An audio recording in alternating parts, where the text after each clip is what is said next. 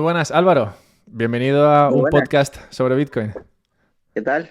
Aquí estamos ya. No sé por qué en mi cabeza eres Albert en vez de Alberto. Pues fuera coñas, Albert es un poco lo que me llaman ahora, porque desde que me mudé aquí a Andorra, bueno, pues juego al pádel y mi profesor de pádel empezó a llamarme Albert, no sé por qué, creo que es porque tiene la memoria de un pez, y luego todos los partidos que me cierra, pues me presenta como Albert, total, que ahora casi todo el mundo me llama Albert. Pues en mi cabeza eres Alberto. Pues tranquilo, porque ahora cuando la gente me llama Albert, pues nada, me siento identificado. Yo digo que, como sabes que el catalán, bueno, no sé si lo sabes, pero a mí el catalán como que no me convence demasiado, yo digo que hablo andorrano, porque como soy de Madrid, a mí lo del catalán se me hace cuesta arriba, pero andorrano me parece bien. A mí también, ¿eh? A mí me gusta mucho Andorra, ya nos veremos por ahí algún día. Además espero que sea pronto, pero vamos. Yo soy muy pro Andorra. Bueno, ya sabes que aquí tienes sitio y, y aquí además tienes a alguien con quien podrías hablar de, bueno, de lo que sea, que aunque no tengo la Play, así que no podríamos jugar al FIFA, pero bueno, sí que podríamos hablar. Perfecto, perfecto. Pues venga, vamos a darle. Vamos a darle, has estado muy activo desde que enviaste ese borrador a un montón de gente, entre ellos a mí, y conseguiste que el Lunático te hiciese caso. Has estado muy activo y has sacado el libro, has estado en unas cuantas entrevistas, no solo en audio, sino también en texto, entrevistas bueno, me he tenido que escuchar para prepararme para esto, ya que hay mucho contenido tuyo ya y lo que quiero sacar en esta entrevista contigo es algo, bueno, pues fresco para la audiencia. Así que si te parece, lo que tengo pensado es, bueno, hacer una mini intro de lo que pueden encontrar en tu libro y luego lo que me gustaría tocar en esta entrevista es todo lo que está alrededor de ese libro, porque al final un libro no se escribe solo, la motivación y el incentivo para escribir ese libro tiene que ser importante, tiene que ser grande. Entonces me interesa todo lo que te ha llevado a justo sentarte ahí a escribir. ¿Qué te parece? Vale, me parece muy bien. Bien, pues gracias con ese feedback tan positivo. Si te parece, lo que diría es que, bueno, el libro que has escrito se centra particularmente en dos crisis, la del Estado y la de la moneda o el dinero, que se conectan en la medida en la que el Estado y el dinero pues, están también conectados. Y luego creo que también una parte interesante que tiene el libro y creo que ha hecho mucho, mucho bien a la comunidad bitcoiner es que también aunque sea un libro que se centre, como digo, en la crisis del Estado y la crisis del dinero, también ataca varias de las críticas típicas que surgen sobre Bitcoin y varias de las preguntas típicas que se hacen acerca de Bitcoin. Así que, bueno, es un libro que son unas 100 páginas, es muy preciso, muy al grano y la verdad es que, bueno, lo dejaré en la descripción para cualquiera que todavía no lo haya escuchado. Pero si te parece, como digo, vamos a tocar todo aquello que no es exactamente del libro, aunque bueno, seguramente que rocemos el libro en varios momentos. Así que si te parece, ¿puedes por favor decirme cuál ha sido tu videojuego favorito? Pues mira, es una pregunta buenísima porque tiene bastante que ver en realidad.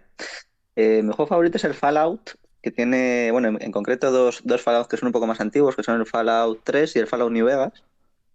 Y es un juego pues apocalíptico que va un poco muy en línea con esto, ¿no? Es curioso porque yo a lo mejor he estado fácilmente 12 años jugando ese juego y dices tú, pero ¿qué haces jugando a un juego de 2008, 12 años? Es que es justo como me gusta a mí, ¿no? Que es una cosa que tiene un montón, o sea, es un hilo, que tú vas tirando, vas tirando, vas tirando, vas tirando y no se acaba, ¿no? Y como que todo está muy bien pensado, muy bien hecho, es un juego de total libertad, de mundo abierto, que básicamente pues cuenta como una... O sea, es un desarrollo de un personaje abierto donde tienes la posibilidad de tomar un montón de decisiones y, y básicamente es después de una guerra nuclear en 2077, 200 años después, ¿no? El mundo que hay y cómo ese mundo se reconfigura, cómo ese mundo, pues tú sales de un refugio nuclear y te tienes que buscar la vida. Y entonces me encanta, ¿sabes? Es apasionantísimo, vamos. En ese, yo no lo conozco, ¿vale? Bueno, lo conozco, pero nunca lo he jugado y tampoco sé de qué va. En ese juego hay un enemigo a batir. No es exactamente que haya un enemigo a batir, ¿eh? Hay facciones, ¿no? Entonces es interesantísimo porque yo con el tiempo me he dado cuenta de que ha configurado en gran medida aspectos de mi pensamiento. Evidentemente, si está jugando 12 años es porque he tenido algún tipo de vinculación particular o sensible con esto, ¿no?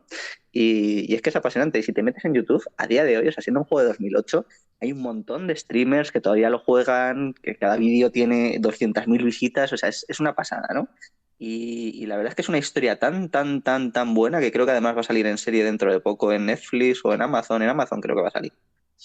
Y es que es brutal, ¿no? Y además, sobre todo, porque tienes, por un lado, la posibilidad de una libertad total y luego tienes que tomar decisiones que siempre son malas, ¿no? O sea, tienes que elegir entre algo malo o algo menos malo, o además tu personaje puede desarrollar karma, pueden ser un montón de cosas, ¿no? Yo soy un friki de los videojuegos, lo era más antes, ahora ya un poquito menos, y siempre he considerado que tienen un carácter artístico inmenso, ¿no? Y este juego es apasionante, o sea, es brutal en todos los sentidos. O sea, a lo mejor ahora para alguien que esté más acostumbrado a juegos más contemporáneos, pues un juego de 2008 se le hace un poco pesado, pero es tremendo, ¿no? Por ejemplo, una de las primeras decisiones que tienes que tomar es si detonar una bomba atómica en una ciudad o no.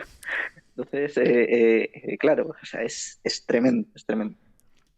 ¿Lo describirías como un juego que es épico o es un juego más, digamos, bueno, no sé, diferente a épico?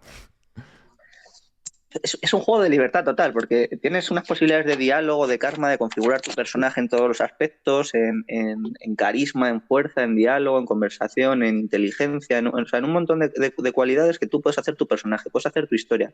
Es de mundo abierto, es inmenso. Los que lo han hecho se han tirado años pensando en eso, ¿no? Y eso tiene mucho que ver también con el libro, porque como yo me he configurado mi mentalidad un poco en base a este juego, o sea, ya hay que decirlo más o menos así. Claro, yo he metido en el libro referencias para aburrir, ¿no? O sea, en el libro podéis encontrar referencias a la crítica de la razón pura, cosas hiper mega friki que van a tardar la gente años en encontrar, ¿no? Incluso lo que comentabas en la previa a esto del propio seudónimo, ¿no? Pues, evidentemente no lo voy a revelar en tu post, pero bueno, que la gente vaya dando vueltas. Incluso la portada del libro, especialmente, ¿no? Sí, bueno, la portada del libro ha dado mucho que hablar. ¿Tú dirías que es un juego que motiva a la persona a ser responsable? Es decir, puedes tomar malas decisiones. O sea, has dicho que tienes que elegir entre decisiones malas y menos malas. ¿El elegir peor conlleva consecuencias? Sí, claro, sí que te hace ser responsable, ¿no? Tú puedes tomar además buenas decisiones, lo que pasa que es ultra rentable tomar las malas, claro. Eh, entonces, te va dando una pista, o sea, bueno, a mí me fue preconfigurando de cómo funcionan un poco las cosas y cómo se funciona el comportamiento humano. Tienes diálogos, tienes que superar desafíos de conversación, puedes robar, puedes matar, puedes hacer un montón de cosas. Entonces, o puedes ser tremendamente bueno, puedes hacer donaciones, puedes ayudar a indigentes dándoles agua y demás. O sea, puedes hacer un montón de cosas y tu personaje va a ir teniendo karma positivo, karma negativo, cada acción va a influir. Para tener unos compañeros necesitas tener un karma determinado, para hacer determinadas misiones tienes que tener otro, para juntarte con unas facciones, luego en Fallout New Vegas, que es la continuación, bueno, no exactamente la continuación, pero bueno, es paralelo. Pues eso depende, el karma depende por facción, entonces a unos les caes bien, a otros les caes mal, eso va a suponer que cuando te vean te ataquen, cosas de este estilo, ¿no? Entonces es apasionante y sobre todo el tema de la toma de decisiones, ¿no? Como estás obligado a tomar decisiones, además que son decisiones moralmente controvertidas, ¿no? Pues esta de la bomba atómica, por ejemplo, ¿no? Tú sales del refugio y la primera ciudad a la que llegas, que se llama Megatón, pues es una ciudad que se ha construido en torno a una bomba atómica que no detonó en la guerra esta nuclear de 2076. Y, y claro, te llega un pavo y te dice, pues estamos en una torre por ahí un poco perdida, hay un mega rico que es el propietario de la torre y te paga un dineral si detonas la bomba porque le jode el atardecer la ciudad. Entonces, claro, te da un ático de lujo en su torre, que es la leche, te paga un dineral por detonar la bomba o no la detonas y te dan una casa de mierda en la ciudad por desactivarla, te dan unas pocas chapas y bueno, y vives ahí, mal vives ahí en la ciudad, ¿no? Entonces tienes que elegir entre empezar el juego siendo rico y con un ático de lujo o empezar una chabola desde abajo, desde tal, ¿no? Entonces es interesantísimo. ¿Tú qué elegiste la primera vez? ¿Te acuerdas? Muy buena, o sea, de la primera vez, porque he jugado el juego tantísimas veces que he probado todas las opciones posibles. La primera vez no la detoné, la desactivé. Empezaba siendo buena persona, pero bueno, luego te vas corrompiendo poco a poco. ¿Te han llevado... ¿Qué te llevó a corromperte? ¿Los incentivos? A ver, más que los incentivos, es un tema de ver qué es lo que pasaba, ¿no? El juego tiene de verdad una cantidad ingente de toma de decisiones, pero ingente, ingente, ingente. O sea, yo no sé cuánto tiempo debieron estar escribiendo todos los diálogos, pero años, ¿no? Porque tienes todas las alternativas, ¿no? Es dentro de un mismo diálogo, es que a lo mejor tienes 10 o 12 alternativas de diálogo. Y son muchísimas, muchísimas horas de juego. Entonces, es tanto el explorarlo como el ir viendo, porque al final si resuelves las cosas de forma pacífica, pues como que es todo muy fácil, pero hay, ¿no? O sea, no, el beneficio no es grande, ¿no? Sin embargo, cuando se iban complicando las cosas, el beneficio era inmensamente superior. Y entonces, claro, es como efectivamente esto que comentamos mucho de los incentivos, como no hacemos lo que consideramos bueno, sino aquello a lo que estamos incentivados a hacer, te lleva a hacer todo tipo de burradas, ¿no? O sea, a detonar una bomba en una ciudad, por ejemplo, aunque sea en un videojuego, ¿no? Pero claro, es que es una opción muy ventajosa en inicio, o incluso a mentir, porque o sea, hay una persona a la que, por ejemplo, nada más empezar el juego también, hay una persona que vive en la primera casa que te aparece por ahí, que le debe dinero a uno de la ciudad esta, ¿no? Entonces se cree que tú eres o sea, nada más entrar en la casa, se cree que tú eres el cobrador. Entonces te dice, perdón, yo te pago tal, no sé qué, no sé cuántos. Entonces tienes la opción de decirle, no te preocupes, no, o sea, no sé de qué me estás hablando, tal, o sí, soy el cobrador, te voy a matar si no me pagas y tal. Entonces puedes empezar el juego también ganando mucho dinero simplemente mintiendo, ¿no? Entonces, ahí te das cuenta de cómo los incentivos te ponen muy difícil a lo largo de un montón de tiempo que siempre te comportes de forma correcta, ¿no? ¿Tú crees que bueno, ese contacto con el mundo de los incentivos te ayudó a la hora de entender Bitcoin? Pues no sé si me ayudó a la hora de entender Bitcoin, porque yo creo que este tema de los incentivos vino un pelín más tarde de yo hacer clic, ¿no? Para mí, más que el tema de los incentivos, que fue un poco más tarde, cuando ya empecé a leer mucho más a Adolfo Contreras y a escucharle muchísimo más, eh, para mí fue más como descubrir América, ¿no? O sea, no, más que como descubrir América, como descubrir algo que te hacía falta, o sea, que estabas buscando, porque tú estabas atascado precisamente en una partida de un juego de estas que lo comentaba el otro día. eh, Cuando estás atascado en una pantalla, no encuentras cuál es la palanca, dónde está el botón o dónde está la herramienta que te permite abrir una puerta, o que te permite cruzar, o el arma que necesitas para acabar con un enemigo. Que te tienes que ir a la guía a buscar dónde está la guía en YouTube o el gameplay para saber cómo te pasas esa pantalla. Pues para mí fue eso, ¿no? Para mí fue, oye, yo estoy atascado aquí, necesito pasar aquí, no sé cómo, llevo dándole muchísimas vueltas muchísimo tiempo, voy a buscar gameplays y ahí me encuentro con Emérito, con Polavieja, con Adolfo, con Hayek. Digo, por fin, por fin ya he podido pasar esto y ya puedo pensar en lo siguiente. ¿Qué fue, cómo describirías esa pantalla en la cual te habías quedado bloqueado? Pues mira, era el tema de la soberanía y el Estado, ¿no? Porque cuando yo pensaba en términos políticos, claro, yo digo, a ver, el Estado esto ya o sea, esto a largo plazo no hay Dios que lo aguante, ¿no? Porque eh, funciona mal, tiene un coste de oportunidad altísimo, se pone trabas a sí mismo incluso en su propio funcionamiento, es catastrófico, funciona fatal, estamos todos hasta las narices de ello. Entonces, esto va a tener más o menos los días contados, ¿no? El análisis es un poco más serio, lo haré en el siguiente libro además. Pero bueno, básicamente los motivos emocionales, si se quiere, para este análisis son esos, ¿no? Y el tema era, vale, el Estado es una forma política muy concreta, empieza en el 17, tal, no sé qué. Pero claro, mete un principio, que es el principio de la soberanía, y si tú quieres pasar de esta forma política a otra, tu forma de actuación tiene que ser también soberana. Y yo eso era lo que no veía, ¿no? Porque claro, no ibas a dar paso a nuevas formas políticas, ibas a reproducir de otra manera la misma forma política. Entonces, para mí era como, vale, ¿cómo acabamos con esto? ¿Cómo rompemos esto? ¿Qué nuevo puedo venir? ¿Por dónde puede venir? ¿No? Y llevaba pues 3 años prácticamente dándole vueltas y no me hizo clic, nada. Y en cuanto vi el tema del ciberespacio, en cuanto vi el tema de Bitcoin, en cuanto vi el tema de que redefinía el derecho de propiedad, que era una cosa brutal y tremenda, que era inconfiscable, que te permitía a ti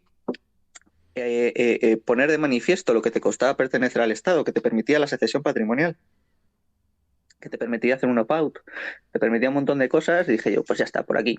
Y además, cuando lees el primer texto que cito en el libro es la Declaración de Independencia del Ciberespacio, y claro, cuando lo lees dices perfectamente, joder, claro, esto era, joder, aquí el Estado no tiene soberanía. Aquí el Estado no tiene soberanía y es un nuevo espacio. Se pueden construir nuevas categorías que antes no había. Se pueden construir nuevas formas políticas aquí. O con esto. Los juegos que me gustan a mí suelen ser más de luchar frente a un mal tremendo. Algo, cuanto más malo, pues peor, ¿no? O cuanto más malo me refiero, más me gusta el juego. De hecho, es un poco lo que hace buenas a las películas de héroes, ¿no? Cuanto mayor es la tragedia, mayor es el obstáculo, más malo es el malo, mejor es la película. Así que, en mi opinión, bueno, al menos para mí, las que más me gustan, y los juegos que más me gustan son esos. Y por eso te preguntaba antes si el juego este del Fallout para ti era épico, pero veo que lo vemos de forma totalmente distinta. Tú llegas a la idea de Bitcoin como esa llave a una situación, a una pantalla, digamos, en la cual estás bloqueado. Yo veo a la situación, al Estado en este caso, como un malo un villano al cual hay que vencer. Y no, me parece curioso cómo vemos más o menos lo mismo, pero no lo vemos del todo igual. A raíz de esto te quería preguntar, ¿qué hizo para ti? Porque lo has comentado al explicar la pantalla, esa en la que te quedaste bloqueado, has explicado que perdiste, bueno, que veías que lo del Estado no podía funcionar. ¿Qué fue para ti, si lo recuerdas, lo que te hizo perder la confianza en el Estado? Porque encuentro que la mayor parte de gente que cree en Bitcoin, sobre todo los que creen mucho en Bitcoin, tienen que descreer mucho en el Estado, o al menos es algo que se da a la vez. ¿Qué fue a ti lo que te hizo perder la confianza en el Estado? Sí, bueno, lo primero para mí fue un shock muy grande cuando me encontré con Carl Smith y con Dalmacio Negro y me di cuenta primero de que el Estado era una forma política muy reciente y muy concreta, ¿no? Que empezaba en el siglo XVII. Para mí esto fue lo más chocante de todo, ¿no? Porque nosotros como que estamos acostumbrados a pensar que todo es Estado, todo es Estado. Hablamos de Grecia, hablamos de las ciudades Estados, hablamos de el descubrimiento de América y hablamos del Estado español descubriendo América. Esto es horrible. Entonces, claro, o sea, para mí, como que había una falla ahí enorme y no entendía qué era. Y cuando empecé a leer a esta gente, lo comprendí y dije, por fin puedo entender muchas cosas de ahora, ¿no? Y no solo de ahora, sino de atrás también, porque las traducciones también se hacen fatal, ¿no? Yo, por ejemplo, ahora me cuesta mucho leer traducciones de clásicos porque los traductores son muy malos y están acostumbrados a traducir cualquier forma política por Estado. Me parece horrible y catastrófico. Entonces, para mí fueron varias cosas. Para mí fue, en primer lugar, el tema económico, ¿no? Y ahí fue muy importante también la escuela austríaca. Ver el enorme coste de oportunidad, las enormes deficiencias, las enormes distorsiones que produce la actuación del Estado en la economía, ¿no? Al margen de que yo no soy ANCAP, ni mucho menos, ni siquiera me consideraría liberal, pero, eh, pero claro, es que es innegable, ¿no? Yo creo que cualquiera que lo vea de cerca, pues, o sea, para reflexionar mínimamente sobre ello, llega a la conclusión de que el Estado gestione una parte muy importante de la economía es una catástrofe enorme. Pero no solo que la gestione, es que la regule también, que influya en la masa monetaria también. O sea, las locuras que estamos viendo ahora, ¿no? Pues yo creo que son, pues eso, una locura que va a terminar muy mal. Y luego, para mí yo he estudiado Derecho y Filosofía, entonces para mí fue esencial ver la historia del derecho, ¿no? Porque al final, para mí el problema del Estado, ¿no? Si se quiere ver desde un punto filosófico, es que se carga la justicia. Y así de bestia o así de tal, por lo menos como fin del derecho porque los juristas romanos tenían en mente que eran sacerdotes de la justicia, tenían el hacer justicia al caso concreto, ¿no? Ahora los jueces no tienen en mente hacer justicia al caso concreto, sino si el caso se ajusta a lo que dice la ley y resolver en base a lo que dice la ley. Lo de la justicia como tal ya es una cosa que no tienen ellos como primer objetivo a la hora de dictar sentencia a los jueces, ¿no? Pues, por ejemplo, si un juez considera o sea, un juez ahora mismo puede dictar sentencias que él mismo considera injustas, así de simple. Si considera que alguien es inocente o que no se merece la pena que le tiene que aplicar por ley, él tiene que aplicar la ley, ¿no? O sea, es que es así de bestia, ¿no? Entonces, ver los orígenes históricos de esto, ver cómo esto es muy reciente, muy reciente, muy reciente, ver los errores teóricos que nos han llevado a esta situación, pues ese es el trabajo un poco de uno de los capítulos del siguiente libro. Me gusta cuando cuando hablas de Roma. A mí lo de Roma este año ha sido algo que he usado muchas veces en mis podcasts porque estuve escuchando la historia de History of Rome, el podcast este de Mike Duncan, y bueno, son 175 capítulos, toda la historia entera, y bueno, digamos que hay muchos paralelismos y muchas cosas interesantes. Y nada, te quería preguntar, a raíz de que los dos somos fans de la situación romana, ¿es el Estado en su forma actual lo que te molesta o digamos o aquello en lo que no crees o es toda organización política? Porque pregunto esto porque, por ejemplo, siempre se dice que el siglo III en Roma era uno de los mejores sitios en los que vivir. Y en esa época, bueno, pues había una organización política que no sería como la típica que usamos hoy o la que consideraríamos hoy, como típica, pero que sí que había una organización política y se vivía muy bien bajo ella y también se podría hablar en ese momento, igual no de un estado, pero sí de un imperio. Sí, mira, o sea, efectivamente, yo estoy en contra del Estado, pero no estoy en contra de la forma política, ni siquiera considero que el poder político sea algo malo, ¿no? Yo creo que los políticos tienen que buscar que sus ciudadanos sean más virtuosos y ya está. Y los ciudadanos tienen que poder participar, o sea, para llevar una vida virtuosa tienen que poder participar en la vida pública y en la vida política. Entonces, a mí lo que me pasa con el Estado, aparte, no solo que se carga la justicia, no solo que actúa mal en la economía, no solo que los políticos pierden los incentivos para hacer a sus ciudadanos virtuosos y entran en un sistema de clientelismo, de corrupción y demás enorme, y además se encargan de administrar las cosas y dejan de dirigir a sus ciudadanos hacia la virtud, ¿no? Es que si pues esto fuera poco, es que además el Estado absorbe todos los órdenes intermedios, ¿no? Se carga, o sea, al final el Estado no quiere que haya nada más que el individuo y el Estado, porque así los individuos son muy débiles y el Estado es muy fuerte, entonces puede absorber todavía más poderes y tiene muy maniatados a los individuos. Yo lo que me doy cuenta es que en el día a día no podemos participar en la política, o sea, a mí eso me frustra, ¿no? Porque o sea, yo no puedo participar en el día a día de mi comunidad política. Yo, pues, como mucho, puedo votar una vez cada 4 años o presentarme si quiero a candidato político y ya está, ¿no? Pero en mi día a día, en mi vida, no puedo participar de aquellos asuntos de la esfera pública que me rodea.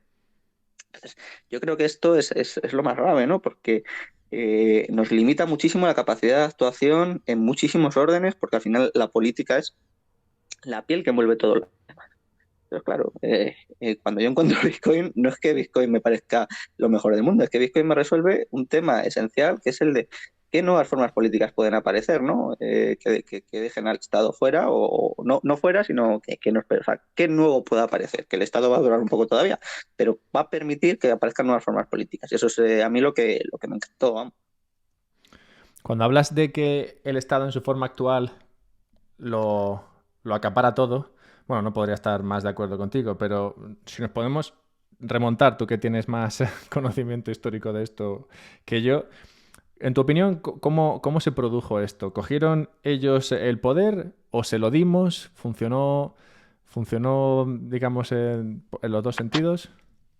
A ver, el recorrido que yo más o menos hago es ponernos en... A ver, yo sitúo esto más o menos bueno, yo no lo sitúo yo, lo sitúa Carl Smith. Eh, Después de las guerras de religión en Europa, ¿no? Después del descubrimiento de América y después de las guerras de religión en Europa. ¿Qué es lo que pasa? Antiguamente teníamos muy claramente la distinción entre una autoridad y una potestad. Eh, Teníamos las monarquías, ¿no? Que eran principalmente todas monarquías católicas, y teníamos la autoridad, que era la Iglesia, y los juristas de la Iglesia. Por ejemplo, bueno, ya he puesto otros casos, busco otros si queremos, ¿no? Eh, Pero bueno, ahora lo comento más adelante. Entonces, ¿qué es lo que pasa aquí? Pues lo primero es que tenemos una forma política que normalmente tienden a formas imperiales que no tienen fronteras delimitadas, porque como el mundo todavía se estaba descubriendo, o sea, no era necesario delimitar territorialmente estas formas políticas, sino que tendían a tener unas zonas grises que eran las zonas más o menos, ¿no? Entonces no había esto. Después, el derecho tampoco era un derecho centralizado, el derecho no era lo mismo que la ley, ni la ley era la fuente central del derecho. Aquí en España, por ejemplo, tenemos los fueros y cada territorio resolvía en base a derecho, en base a lo que consideraba. Pues, yo qué sé, mira, pues aquí esto es una, o sea, yo qué sé, pues aquí las herencias, por ejemplo, hay libertad de testar, aquí hay legítima, aquí no sé qué, aquí no sé cuántos. Aquí si cometes un asesinato, pues tiene esto. Aquí si tenemos que dividir un terreno de no sé qué, pues le pegamos una pedra a una vaca y donde caiga la vaca se divide el terreno. Esto es literal, ¿eh? O sea, entonces, eh, es que me hizo mucha gracia. Había más vacas antes. Y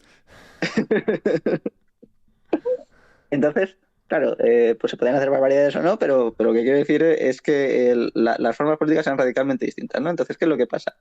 Con el descubrimiento de América y el resto de terrenos ya se totaliza el globo, ¿no? Entonces, las formas políticas ya empiezan a entrar en ciertos conflictos y entonces tienen que delimitar dónde está su poder territorial, ¿no? Hasta dónde llegan. Y entonces ahí empiezan a aparecer y a delimitarse fronteras. Entonces aparece un poder que ya tiene un control sobre un territorio definido. Entonces es que eso es una cosa que no había pasado mucho históricamente, ¿no? Y después lo otro que pasa es que con este tema de la guerra de religión, lo que nos encontramos es con la crisis de la autoridad de la Iglesia, ¿no? Que lo que tiene son forks, divisiones.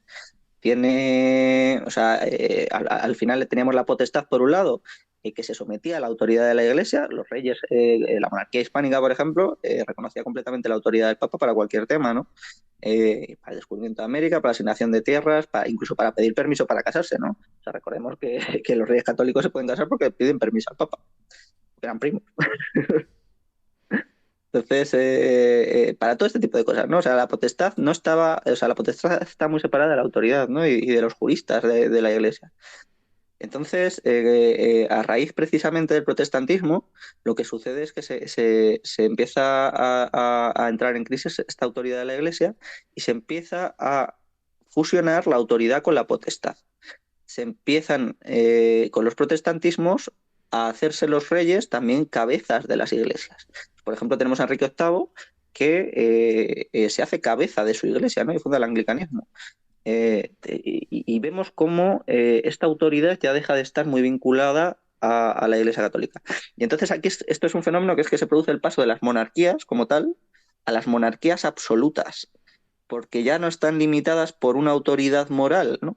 Enrique VIII, por ejemplo, se carga a Tomás Moro porque Tomás Moro no reniega de la autoridad de la Iglesia, o sea, y se opone frontalmente al divorcio, ¿no? Entonces le corta la cabeza, así de simple, ¿no?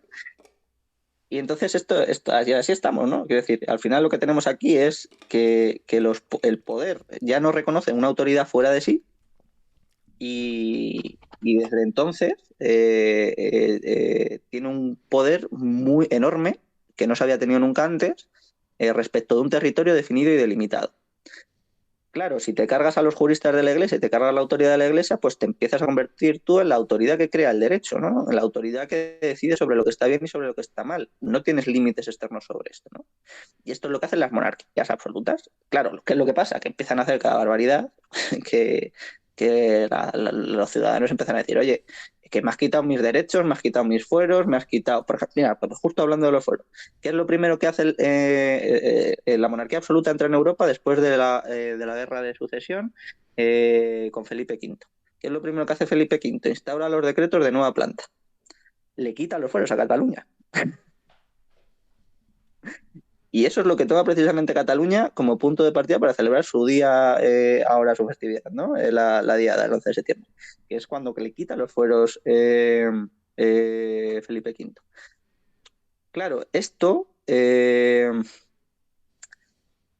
una consecuencia, ¿no? Esta fusión de autoridad y de potestad es lo que Bodino teorizó como soberanía, ¿no?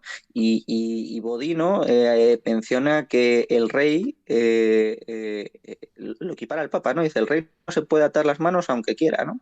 Y a partir de ahora el derecho será lo que quiera su voluntad. Claro, esto es tremendísimo, esto es tremendísimo. Y lo que pasa es que la gente se le hincha los cojones, perdón, no sé si puedo decir esto en Twitch, Sin problema.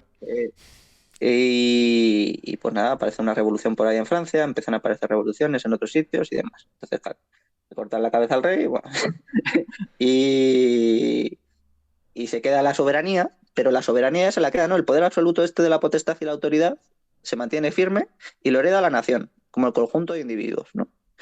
Las monarquías absolutas ya habían empezado a disolver estos órdenes intermedios, por ejemplo los fueros, y ya estaban un poco apareciendo cierto atomismo, ¿no? Todavía quedaban muchos, pero aparecía cierto atomismo, ¿no?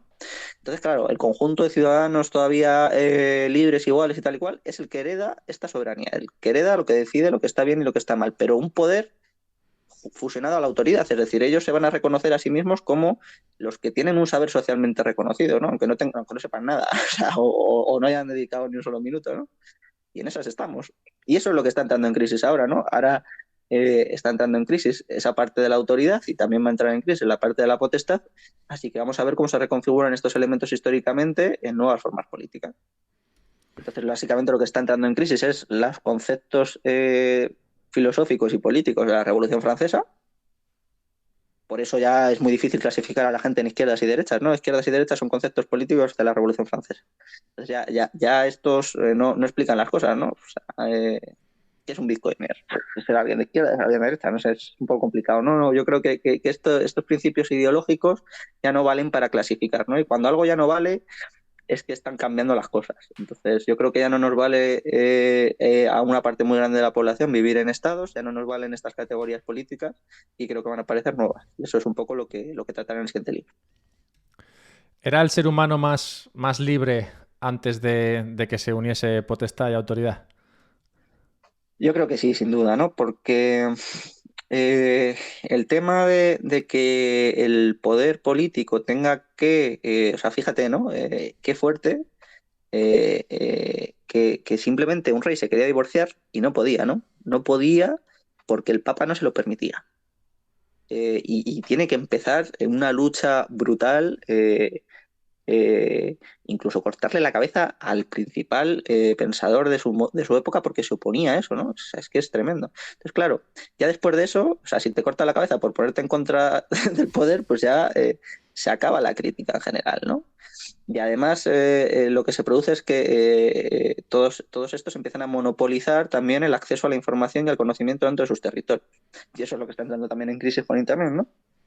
Ya lo vemos como, por ejemplo, pues estamos aquí hablando en Twitch, no estoy hablando en televisión española, ¿no? No estoy hablando en otro sitio. Entonces, para una persona que tenga como única fuente de acceso al conocimiento o a la información, televisión española o la sexta, pues esto es un mundo que es completamente ajeno, ¿no?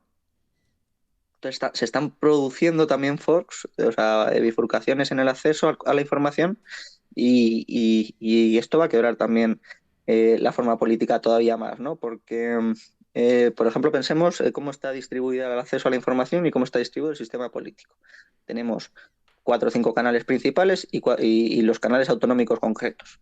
Y en base a esos canales también tenemos esos partidos políticos y también tenemos ese partido regionalista allí donde hay un canal de televisión regionalista, ¿no? Claro, si de repente para un tercio de la población, que además es el tercio de población joven y activo, ya no ve la televisión ni a tiros, vamos, yo por ejemplo llevo 7 años sin ver la televisión. Y sus fuentes de acceso a la información son distintos, su realidad y su forma de comprender el mundo son radicalmente distintos, ¿no? Entonces, eso que ve a lo mejor su padre en televisión, a él le parece una chorrada completa, ¿no? Pues tenemos formas de ver radicalmente distintas el mundo y ya son inconmensurables, ¿no? Y es que eso, cuando estos jóvenes maduremos y estemos en condiciones de llevar a cabo formas políticas distintas, vamos a hacerlo, ¿no? Porque o sea, no nos vamos a conformar con estar sometidos a la charocracia sin edie trabajando solo para pagar pensiones sin tener ni para comer ni para una casa, ¿no? O sea, esto se va a acabar, ¿no? O sea, yo conozco gente brillantísima que no encuentra trabajo ni de práctica, ¿sabes? O le ofrecen 400 euros por ser explotados. Entonces, eso yo creo que es insostenible a largo plazo, ¿no? En cuanto, o sea, dejar a una generación completa sin perspectivas de futuro, sin tener nada que perder, con un dinero incensurable, con una cantidad de innovaciones y de cosas nuevas que van a aparecer, yo veo muy difícil que no haya cambios gordos, ¿no? Y a mí esto es lo que me preocupa, que es el tema de la transición, que me preocupa, quiero decir, que es una cosa que me preocupa en el sentido de que me quiero ocupar, ¿no? De hacerlo lo más pacífico y lo más tranquilo posible, pero que hay que hacerlo, quiero decir, que no, o sea, que no es negociable no hacerlo.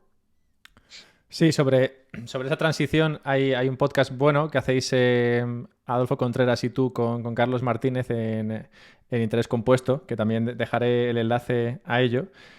Si te parece, claro, en el Fallout, cuando tú empiezas, como dices, ya ha habido, no sé si esa transición se ha producido enteramente, o diría yo que sí, ¿no? Porque ya empiezas en un mundo posapocalíptico, que entiendo que ya la transición ya ha ocurrido ya. Lo que fuese que hubiera antes ha desaparecido y ahora estás en otra situación. ¿Hay organizaciones políticas en ese juego? Exacto, justo este es el tema, ¿no? ¿Qué es lo que se produce en este videojuego? Facciones.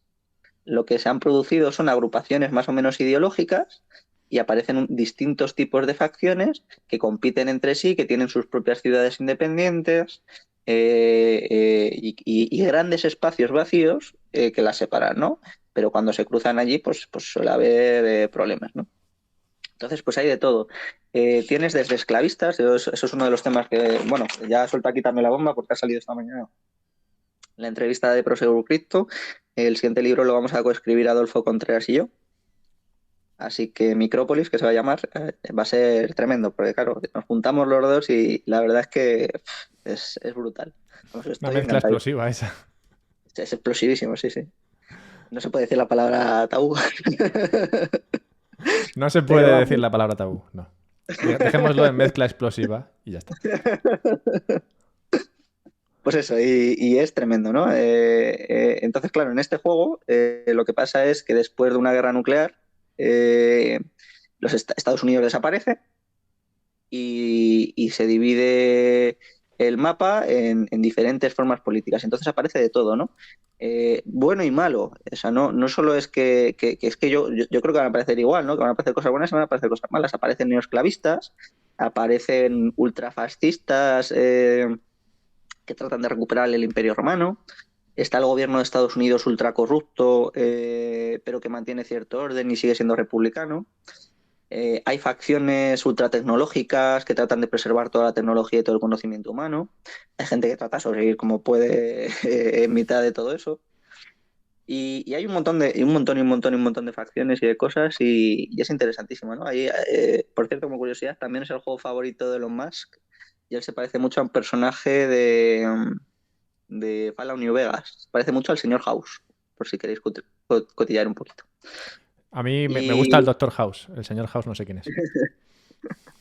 pues mira, el señor House es un mega empresario tecnológico que ha desarrollado robots de seguridad que están vigilando. Él fue capaz de diseñar un sistema antimisiles y él tenía la ciudad de Las Vegas, entonces no cayó ninguna bomba atómica sobre Las Vegas y es la única ciudad que se ha preservado desde antes de la guerra.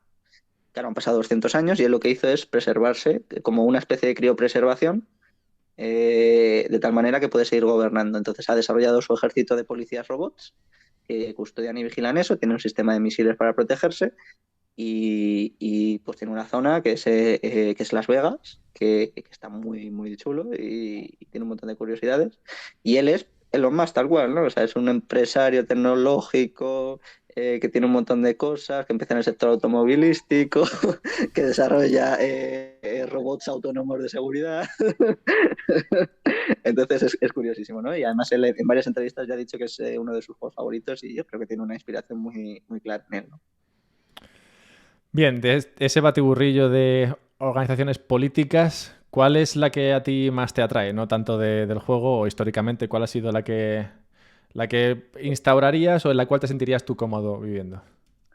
Pues mira, a mí me gusta mucho la Hermandad del Acero, que se llama así, ¿no? Que básicamente son estos frikis que les gusta preservar la tecnología y tal. Además tiene unas servoarmaduras, que son unas armaduras así de la leche y tiene unas armas láser potentísimas y tal.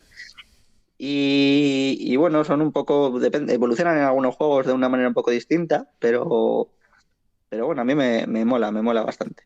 Pero ¿cómo se organizan? Luego, pues ellos tienen un elder, que es como un anciano o una persona mayor o bueno, tampoco es necesario que sea mayor, que tiene pues ese saber de la toma de decisiones y del gobierno, y luego se estructura jerárquicamente militarmente, ¿no? No es exactamente una organización militar, ni muchísimo menos, es más como de paladines y de cosas así.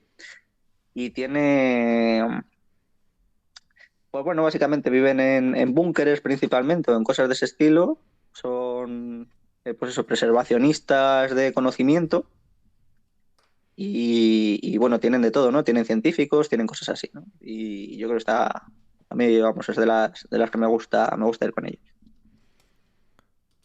¿Te, te recuerda a alguna organización política histórica que se haya producido?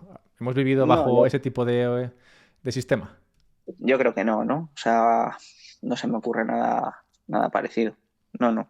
Sí que, por ejemplo, sí que hay algunas facciones que son claramente fascistas, ¿no? Por ejemplo, la Legión de César es claramente fascista, vamos, y totalitaria. También tienes la RNC, que es ese gobierno más o menos corrupto, tienes un montón de cosas, ¿no? No sé, tienes hasta gente que en Pittsburgh ha fundado su propio imperio de esclavitud. Bueno, cuando te comentaba que tenías que tomar muchas decisiones, ¿no? Pues una de las decisiones, bueno, los esclavos están desarrollando un virus, una enfermedad, entonces tú cuando llegas allí tienes que tomar la decisión de si te vas con los esclavistas o te vas con los esclavos, ¿no? Y dices tú, bueno, pues está muy claro, ¿no? Te vas con los pobres esclavos. Bueno, pues es que no es tan fácil porque los esclavos están desarrollando una enfermedad y para curar la enfermedad solo puedes, o sea, resulta que solo el único que es, imaginemos que estaremos con el coronavirus, ¿no?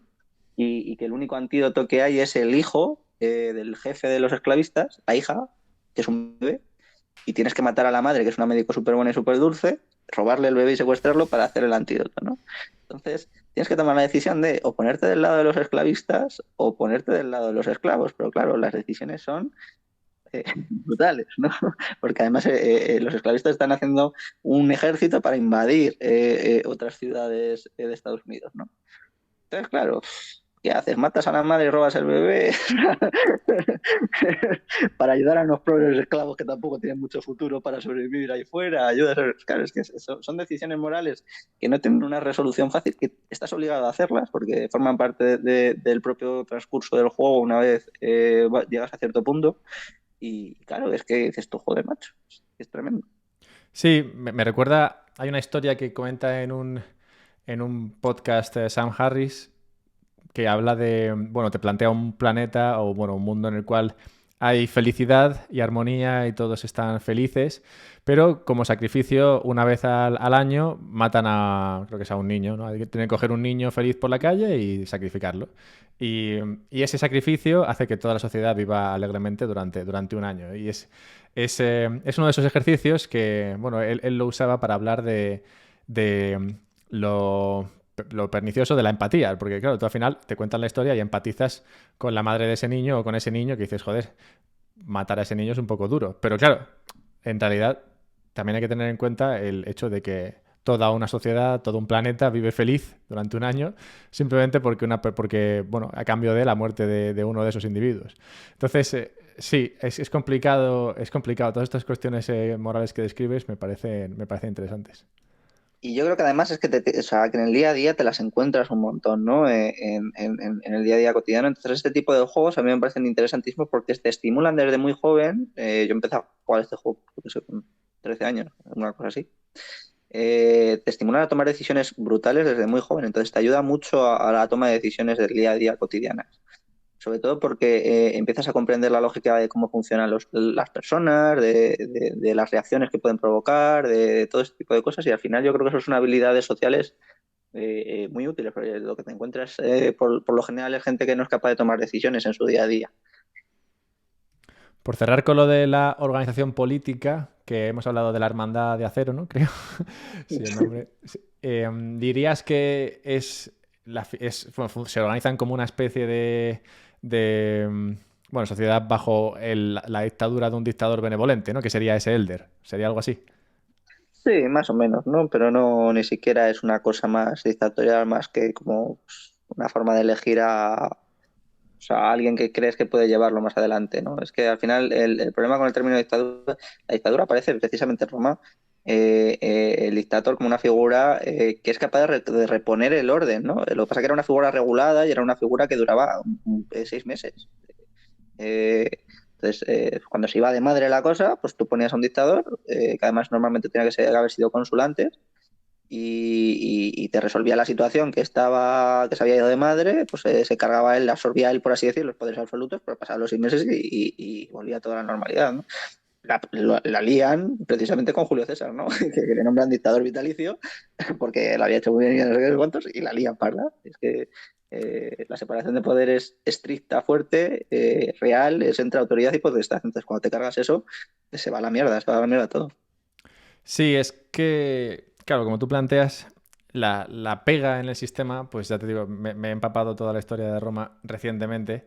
Y sí, la pega en el sistema ese del dictador y la pega en el sistema del emperador es elegir bien. Pues, por ejemplo, en el año de los 4 o 5 grandes emperadores, en el cual se juntan Adriano, Trajano y toda esta gente hasta Marco Aurelio, todo va genial porque todos eligen a un sucesor que, bueno, que está a la altura de la situación y que no es un sucesor sanguíneo, es decir, que no es de la sangre del emperador, simplemente cogen al más válido y a ese lo ponen de emperador a la muerte del emperador actual. Y eso, bueno, a ver, será casualidad o no, pero es verdad que el elegir en base a la valía lleva a esos 4 buenos emperadores que justo se rompe la racha con Cómodo cuando es elegido por su padre, Marco Aurelio, como vimos todos en la película de Gladiator, aunque bueno, no es exactamente así. Pero sí, en ese caso, claro, el problema del dictador benevolente o del coger a esa persona que es capaz de sacar adelante la situación de la mejor manera está precisamente en cómo elegir a esa persona. Y claramente en el caso de Roma, como tú dices, no era una cuestión democrática. Al principio, cuando estaba el Senado, eran los senadores los que elegían a ese dictador. Cuando se ponía complicada la cosa y hacía falta una respuesta, ellos elegían a uno y luego más adelante, ya bajo el imperio, era el emperador el que elegía a quién iba a suceder. Claro, aquí está el tema, bueno, yo por un lado distinguiría las formas políticas, es decir, las formas que nos organizamos políticamente, pues son la polis, un imperio, una república, un estado, son formas históricas concretas que se van desarrollando y demás, y luego están las formas de gobierno, ¿no? Que son otra cosa. Y luego están las formas de heredar el poder. A mí las formas de gobierno, la verdad, nunca me han interesado demasiado. O sea, a mí esto de si es democracia, si es aristocracia, si es monarquía, si es tal. Al final creo que es un tema de tener muy clara esta distinción entre autoridad y potestad y que la forma de gobierno la respete y la mantenga y que el gobierno tenga el objetivo de hacer más virtuosos a sus ciudadanos. Si ese es el objetivo, a mí me da igual que sea democrático, que sea tal, que sea cual.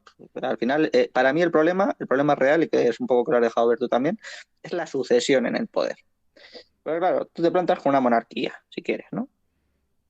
Como hagas una monarquía hereditaria, como te salga un rey malo, se come un rey malo 70 años, que son, o sea, es 3 o 4 generaciones, ¿no? O sea, estamos hablando de que condenas a vivir en la mierda a un montón de personas, ¿no? Durante un montón de tiempo.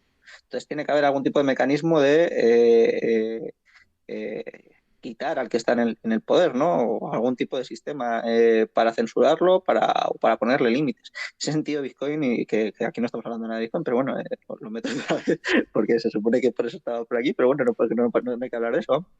Te da un poder enorme de negociación, ¿no? Porque claro, mira, es que yo paso mi patrimonio a esto y como no negocies conmigo cómo gobernamos, pues a mí no me sacas impuestos, salvo que me mates o me tortures.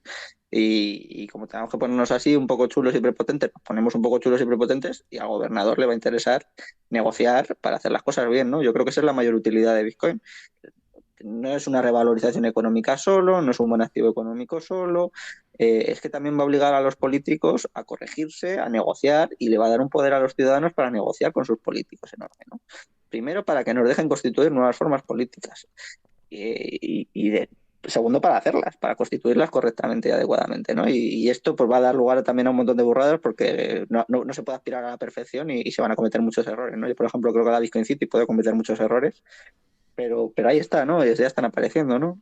El otro día leí también que una ciudad de Estados Unidos se quería independizar y poner su propia policía y esto vamos viéndolo poco a poco, ¿no?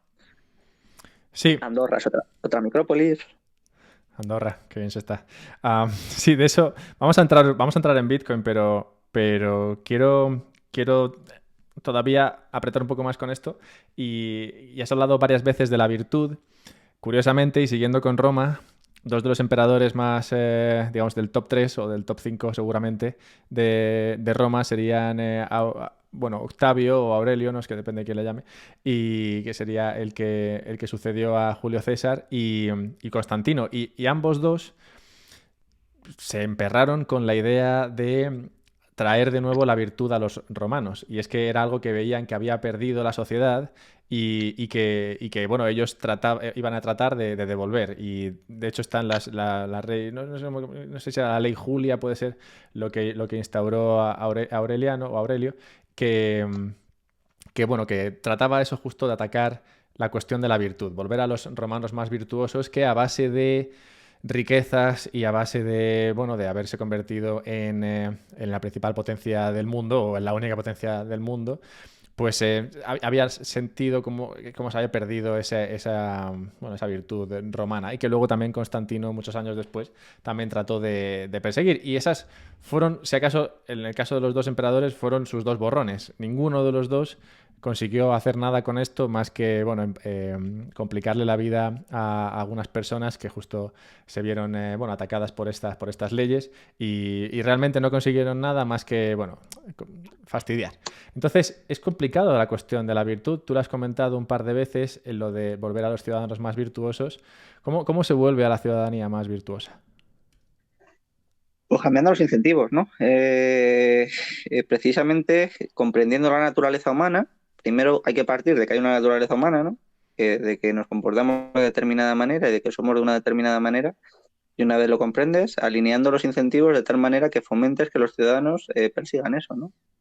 Al final, por ejemplo, hablamos de virtudes, pero vamos a dejarlo muy claro, ¿no? Pues el tema de la justicia. A mí el Estado me parece que va contra la virtud de la justicia de una forma brutal, descomunal, porque se carga que los juristas y que los jueces busquen la justicia y simplemente fomenta que busque lo que es, que siga, o sea, que dicten, que hagan sentencias en base a lo que diga el poder político. Entonces, eso me parece una burrada, me parece un atentado contra una de las virtudes centrales de la justicia. Entonces, a mí no me extraña que la ciudadanía tenga una sensación perpetua de vivir en la injusticia. Es que vivimos en la injusticia literalmente, ¿no? Entonces, pues a mí recuperar esas cosas tan básicas pues me parecen esenciales, ¿no? Para la buena vida política. Entonces, ¿cómo lo hacemos? Pues tan sencillo como eso, ¿no? Como que los que se dedican al derecho puedan determinar en el caso concreto lo que consideran justo, sin tener que estar atados a lo que diga el poder político. ¿Qué coño sabe Pedro Sánchez sobre lo que es justo en un caso concreto? ¿Por qué tienen que hacer una regulación de cómo... de cualquier chorrada? Si es que, o sea, de verdad, yo me di cuenta, a mí se me da muy bien el derecho administrativo y me gusta mucho, ¿no? A pesar de todo esto. De hecho, uno de los capítulos va a ser criticando al derecho administrativo también como una cosa de la Revolución Francesa y demás. Pero joder, macho, es que aluciné la primera vez que me di cuenta de que estaban reguladas las alturas de las barandillas. Y yo dije, pero, o sea, que yo quiero poner una barandilla en un edificio a una altura distinta y no puedo, que tiene que estar a la altura que fija la norma. Pero, ¿qué es esto? O sea, ¿qué es esto? ¿Qué locura hemos llegado, no?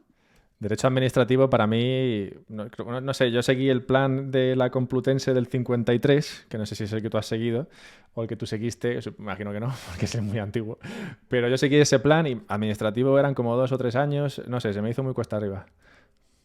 A mí es que vamos, me gustaba mucho la asignatura, no el trasfondo, sino la asignatura per se, por las lógicas que incluía, ¿no? Yo no sé si has tenido conocimiento de Eduardo García de Enterría, pero vamos, es una figura que voy a tratar en el siguiente libro y es una figura interesantísima Precisamente él trata muy bien cómo la administración es un origen, tiene su origen en la Revolución Francesa, nunca antes había existido la administración, todos estos temas, ¿no? Entonces eso va a ser uno de los capítulos del próximo libro.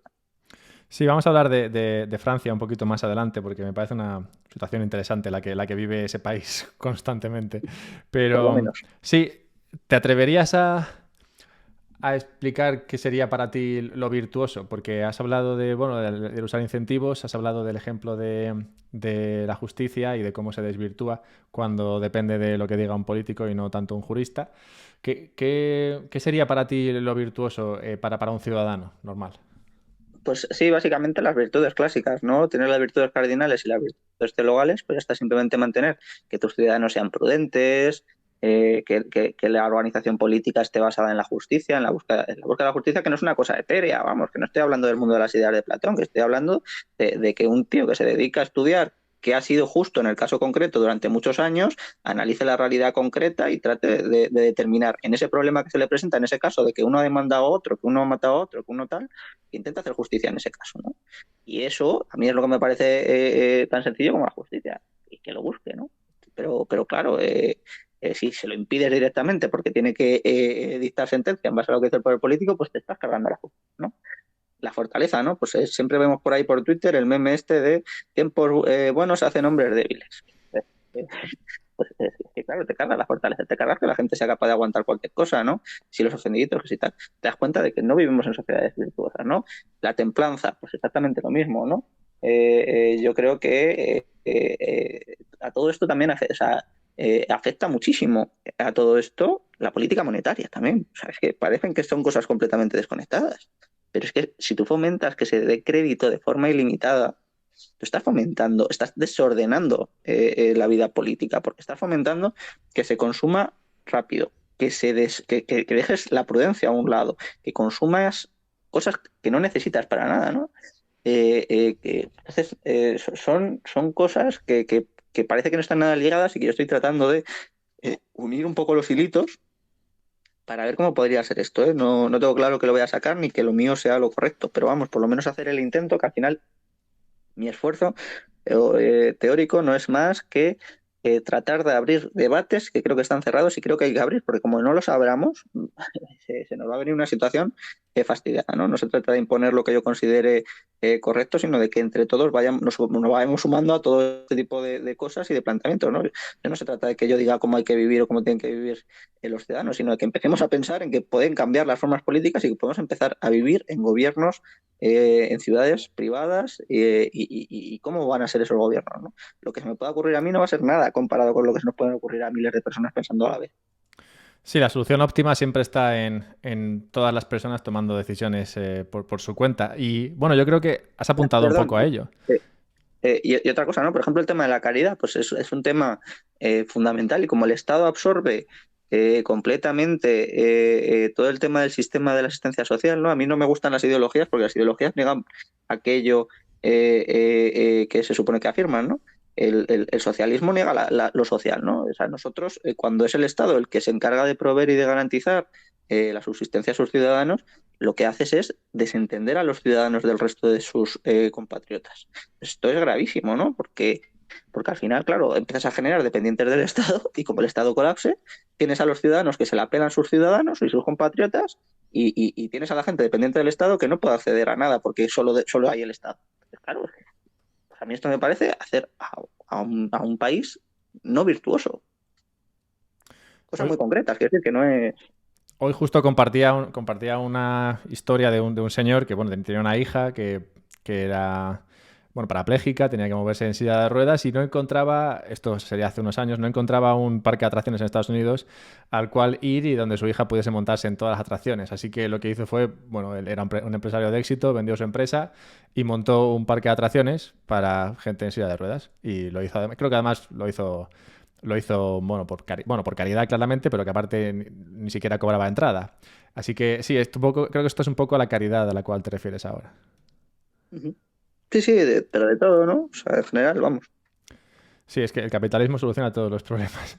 Pero sí, te quería decir, bueno, varias cosas. Primera, vamos a entrar a esto porque creo que ya has apuntado a ello y es que muchas de esas muchas de esas situaciones virtuosas, muchas de esas virtudes que tú entenderías como las virtudes, bueno, que para ti serían las que un ciudadano medio debería tener como norte, se llega a ellas a través de una baja preferencia temporal, que es, creo, uno de los temas más importantes y que además me gusta de Bitcoin, en la medida en la que reduce dicha preferencia temporal, el hecho de tener un dinero como Bitcoin. Y para cerrar con lo de la virtud y la justicia, en cuanto a la virtud, un libro de Ethan Hawke, este actor famoso de Training Day, por ejemplo, escribió un libro basado en un libro que encontró en su casa, porque este señor tiene familia ascendencia inglesa, y encontró un libro de pues, lo que sería un caballero de hace cientos de años, y encontró un libro de dicho caballero en la casa de su familia en Inglaterra, en la cual hablaba de las virtudes de la caballería. Y escribió un libro sobre las virtudes de la caballería, que también, de nuevo, iban en la dirección en la que tú apuntas. Y lo de la justicia, no sé si has leído El Quijote. Sí, claro. Pues, ¿qué te pareció? Porque a mí la parte que más me gustó fue cuando Sancho Panza se convierte en alcalde y empieza a instaurar, bueno, empieza a hacer de juez en su localidad. Y bueno, los juicios que emite me parecieron muy, muy satisfactorios, apuntando justo a lo que tú dices, ¿no? Al tratar de encontrar la justicia en el caso concreto. Claro, es que al final es esto, ¿no? Es hacer, en derecho hay clásico más, porque ahora ya se ha perdido, está la expresión de la diligencia de un buen padre de familia, ¿no? Claro, o sea, la diligencia de vida, pues tan sencillo como hacerse cargo de forma adecuada de tu familia. Pues es que tampoco es que esté hablando aquí de cosas etéreas del mundo de las ideas, que es tan sencillo como eso, como ser un buen padre de familia, ¿no?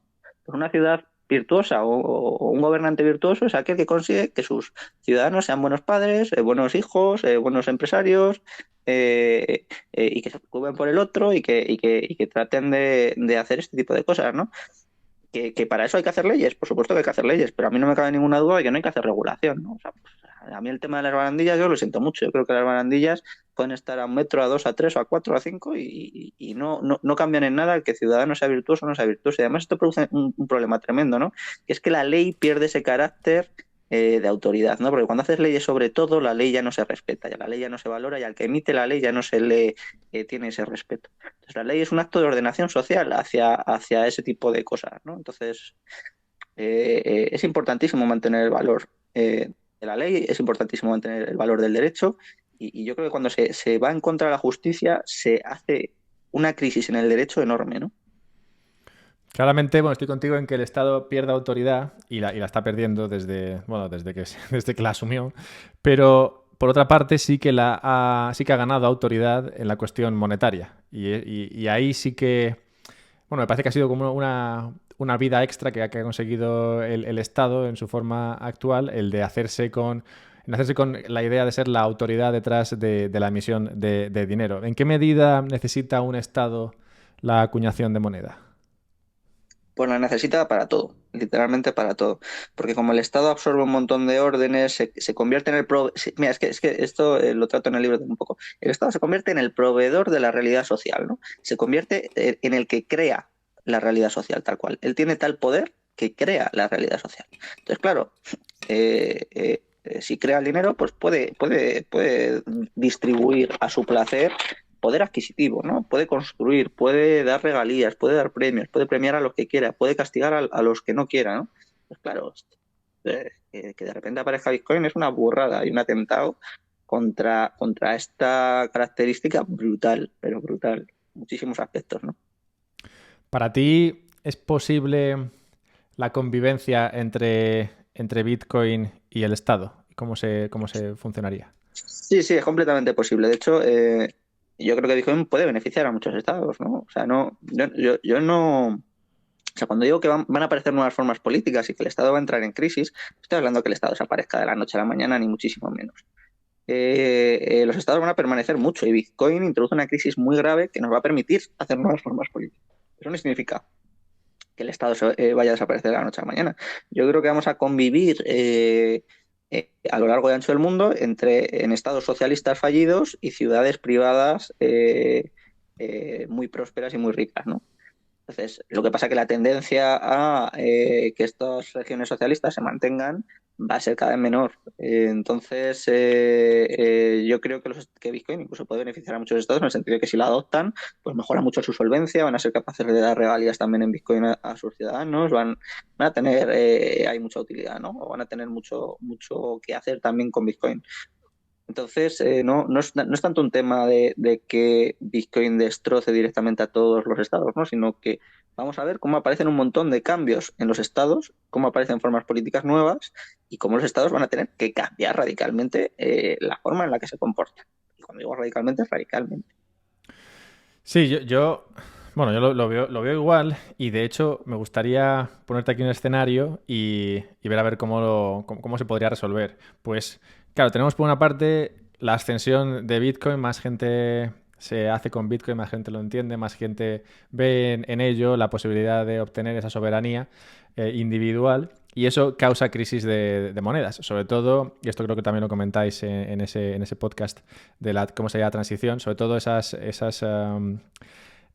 ascensión de Bitcoin causaría la crisis en monedas las peores monedas, las de los países con una autoridad más débil a la hora de acuñar y emitir su propia moneda, pues esas serían las primeras en caer. Probablemente caerían no en favor totalmente de Bitcoin, sino en favor probablemente de un dólar, como ya hay muchos países que se han dolarizado, probablemente pasaríamos por ese impasse, ¿no? O esa transición a través del dólar.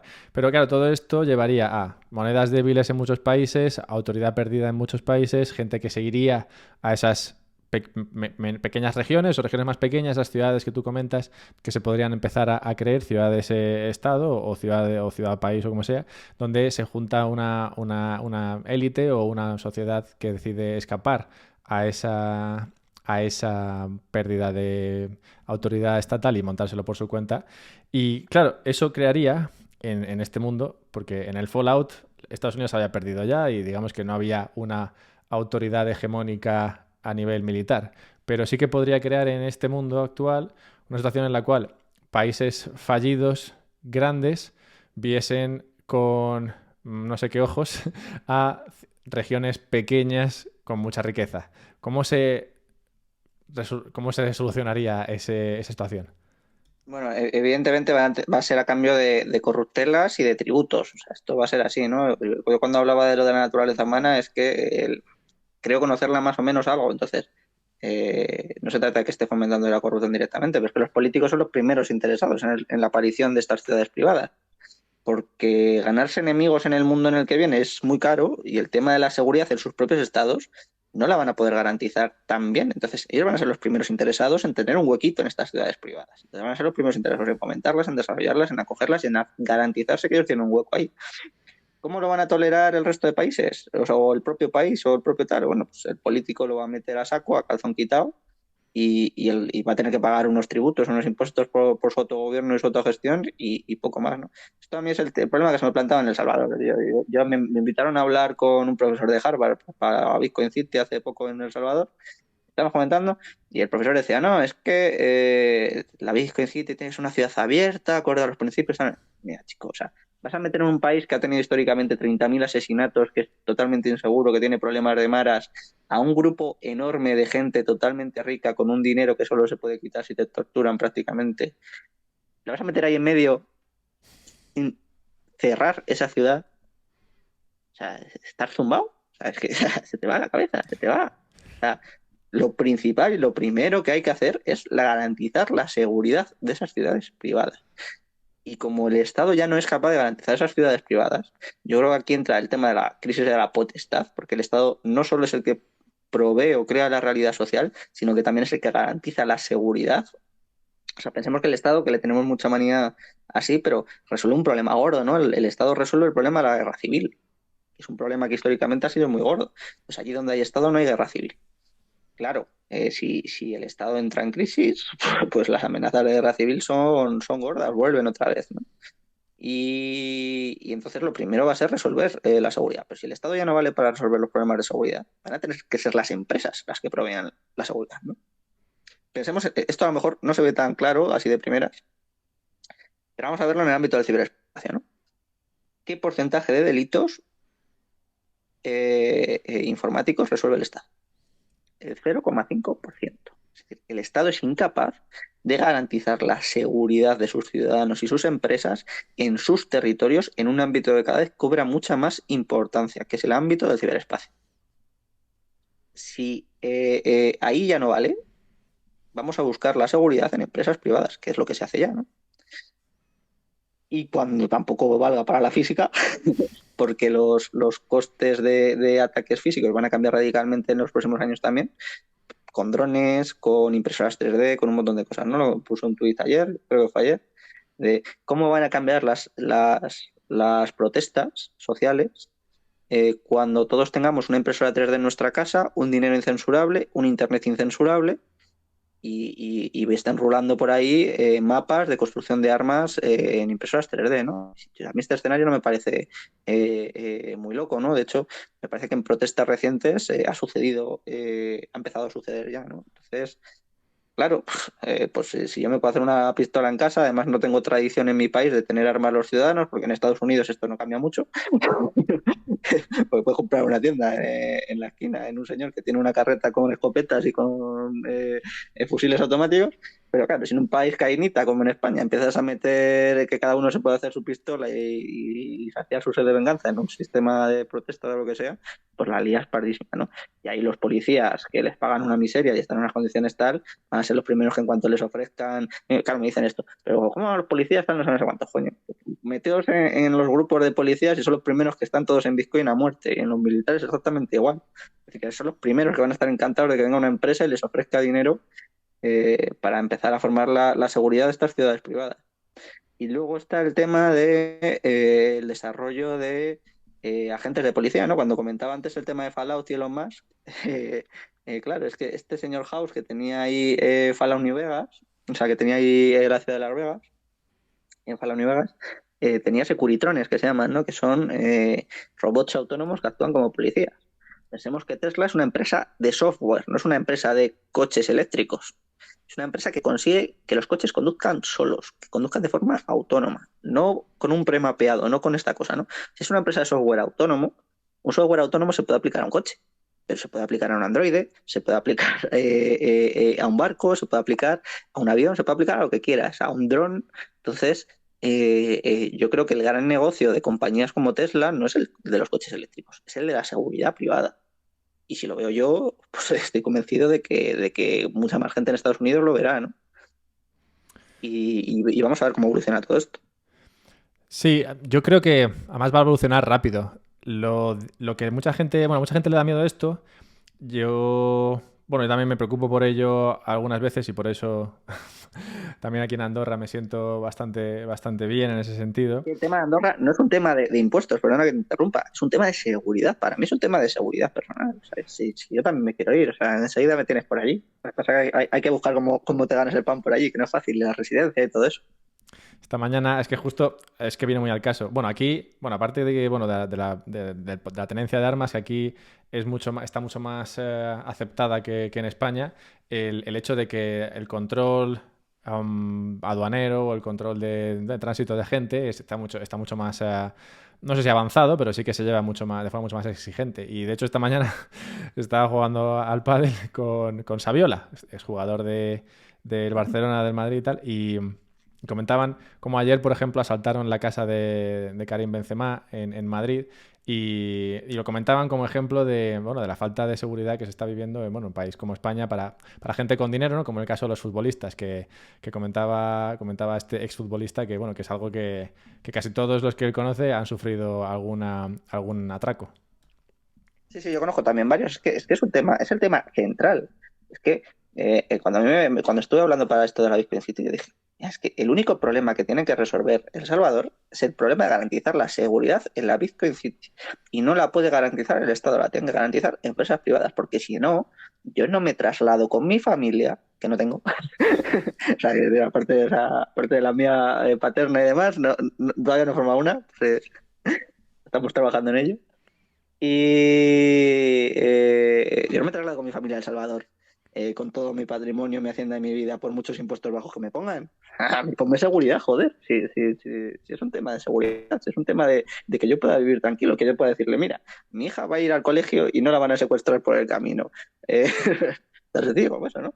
Willy Rex, por ejemplo, también lo comentaba en uno de sus vídeos. Dice, es que te puedes venir aquí a por los impuestos, ¿no? Pero es que te quedas por la tranquilidad y por la seguridad. Pero es que yo sé que mi hija cuando crezca pues va a poder ir al colegio sola sin yo tener que estar preocupado detrás, ¿no? Sí, esa es la clave. Y has apuntado a esto un par de veces, al tema del ciberespacio y los cyberpunkies. Como dices, al principio tu libro empieza con eso, con el manifiesto cyberpunk o cyberpunk, es que en español suena rarísimo. Pero este tema me parece muy interesante porque de alguna manera creo que va a avanzar esa transición. O sea, la transición puede ser dura, sí, esa transición en la cual el Estado pierde esa autoridad y la soberanía individual tiene que crecer para ocupar ese espacio que irá poco a poco dejando el Estado. Y yo creo que ahí el ciberespacio, como tú dices, va a tener una importancia muy, muy clara. Justo estaba leyendo un libro ahora hace poco sobre la importancia de la palabra y el cómo damos por sentado muchas veces todo lo que hemos avanzado y la importancia de la palabra. La palabra al final nos permite ahorrar un montón de tiempo, ya que como nos podemos comunicar muy bien y comunicar ideas complejas de forma relativamente sencilla, eso nos permite ahorrar muchísimo tiempo que de otra manera tendríamos que dedicar a ponernos de acuerdo a la hora de explicar las ideas que queremos explicar. Entonces, eso permite a la sociedad avanzar muy rápidamente y claro, cuando le sumas Internet y le sumas la capacidad de comunicarse sin censura, digamos que todo se vuelve exponencial. Y entonces, esa capacidad del individuo de recuperar esa libertad perdida, creo, o esa responsabilidad perdida, creo que la solución puede venir por ahí, puede venir justo por lo que tú dices, el ciberespacio, la palabra y que muchas veces creo que no le damos la suficiente importancia a esto que en realidad tiene. Yo creo que esto es central, ¿no? Adolfo tiene por ahí perdido en su newsletter, que si no estáis suscritos, estáis obligados todos a suscribiros ahora mismo a la Substack de Adolfo, porque es tremendo. Y además tiene que conseguir superar al país en número de suscriptores, o sea que os tenéis que suscribir todos.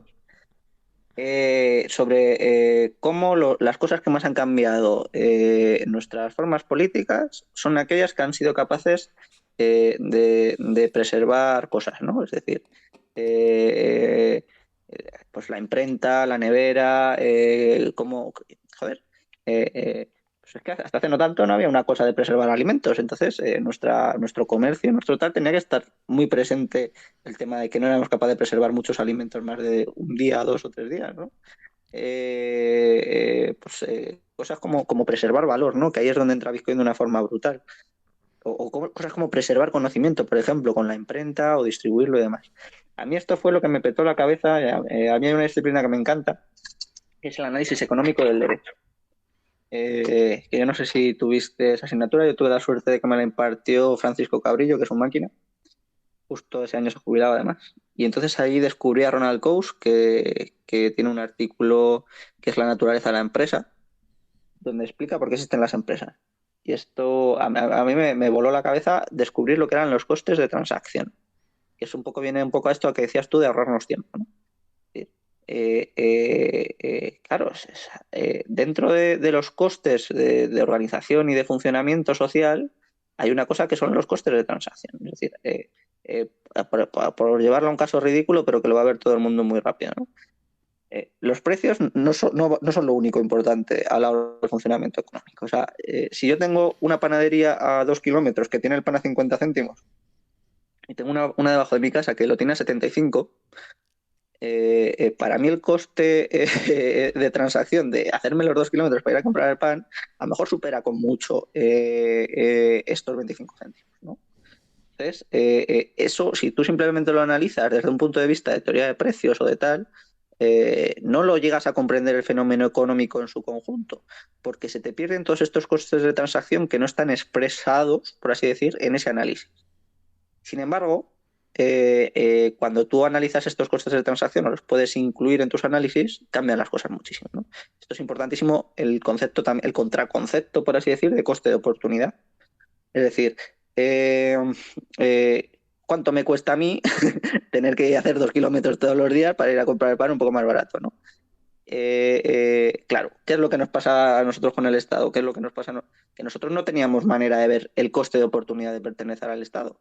No teníamos manera de ver, de comparar, no teníamos una vara de medir de cuánto me cuesta a mí, o sea, igual que con esto de los precios, ¿no? Pues tú tenías una panadería aquí y otra panadería allí y tú valorabas cuál te gustaba más. Nosotros no teníamos otras formas políticas que valorar, no teníamos otras formas económicas de funcionar hasta que aparece Bitcoin. Esto es literalmente así. No teníamos una vara de medir lo que nos costaba pertenecer al Estado. Ahora la tenemos. Ahora podemos saber cuánto nos cuesta, estamos empezando, pero podemos saber cuánto nos cuesta pertenecer al Estado. Cuánto nos cuesta que el 65% de nuestros ingresos se los quede el Estado y los distribuya como considere.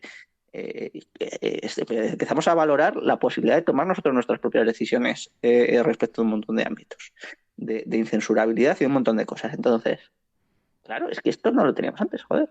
Es que es así de bestia, pero es así. Es como si te ponen otra panadería. Tú ya puedes elegir, tú ya puedes ver el coste de oportunidad y puedes valorar y puedes actuar en base a eso. Entonces, yo creo que esto es lo más brutal que vamos a ver, ¿no? Cómo vamos a ver cómo nos vamos a dar cuenta de que el Estado eh, eh, incrementa muchísimo los costes de transacción y de que Bitcoin los reduce al oeste.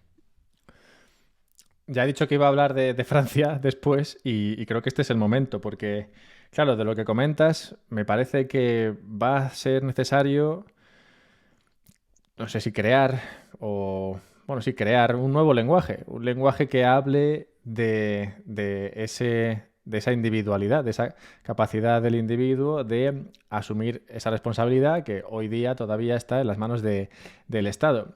Decía lo de Francia porque Francia, bueno, fue, digamos, el estado en el cual se creó bueno, esa unión, ¿no? Entre Estado, entre potestad y autoridad. Francia fue también donde con Napoleón se empezó todo el tema este de la centralización. El derecho que estudiamos ahora bueno, también, ¿no? Proviene en gran parte del trabajo de Francia. Vemos en Francia hoy como bueno, su batalla contra el COVID pasa por el centralizar mucho la toma de decisiones e imponer las decisiones a los ciudadanos. Entonces, me pregunto si en el idioma francés, en ese lenguaje, en esa forma de expresar ideas, está más aceptada la idea de esa autoridad estatal. Y si en general este es el caso, y si esto es así, que yo creo que es así, va a hacer falta mucho trabajo para que en el lenguaje seamos capaces de empezar a expresar este tipo de ideas de forma simple, de forma que no requiera una hora de podcast de ponernos en contexto para empezar a explicar estas ideas. Bueno, yo creo que va a ser un proceso lento, ¿no? Pero empiezo por el principio porque has tocado un tema bueno, es que estamos tocando muchos temas del centro libre. Entonces, como estoy ahora con él, pues me resulta muy curioso, ¿no? Has hablado de que en Francia, bueno, empieza la forma nueva del derecho, por así decir, o bueno, bueno, esto es curiosísimo verlo en el concepto de código. Es decir, cuando hablamos del código de Justiniano, por ejemplo, bueno, Roma está entrando en crisis, Justiniano se da cuenta de eso, entonces quiere salvar el derecho romano y hace un código de recopilación de las sentencias que habían hecho los juristas romanos. Ya está, un código de recopilación de sentencias. Eso es el código de Justiniano. El código de Napoleón es un código de derecho que estructura todas las reglas sociales, ordena todas las ramas del saber jurídico y lo estructura todo desde el poder. Entonces, son concepciones radicalmente distintas de lo que el derecho es. El derecho como el saber de juristas sedimentado poco a poco de depuración de lo que es la justicia y de su evolución, porque la justicia tampoco es que sea una idea universal a la que se tengan que aplicar las sentencias ahora de Roma, ni mucho menos, ¿no?